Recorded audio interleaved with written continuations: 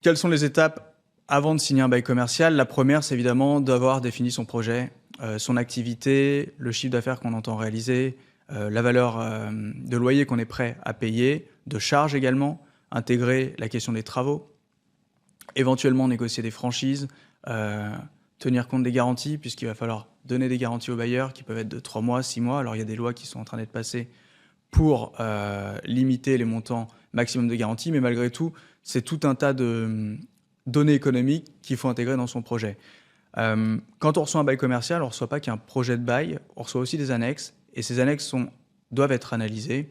Par exemple, le règlement de copropriété qui nous permet de savoir si l'activité peut être exercée, s'il y a des contre-indications particulières dans le règlement et dans la copropriété, les procès-verbaux d'assemblée générale de copropriétaires, qui permettent de donner aussi un aperçu de l'état de la copro, s'il y a des procédures, s'il y a des travaux qui ont été, en tout cas, soumis à l'ordre du jour, mais qui ont été refusés et qui pourraient intervenir incessamment sous peu.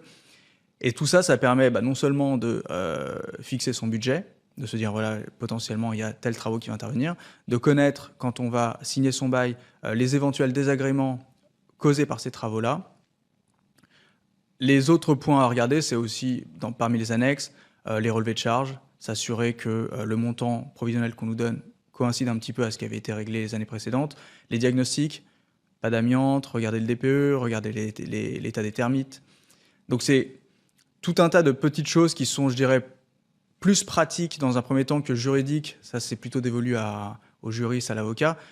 Pratique pour vérifier que ça peut être clé en main, que s'il y a des choses à lever, elles vont être levées. Et l'avocat, évidemment, au travers de la relecture des annexes, peut aider à apporter ces éclaircissements aux locataires preneurs.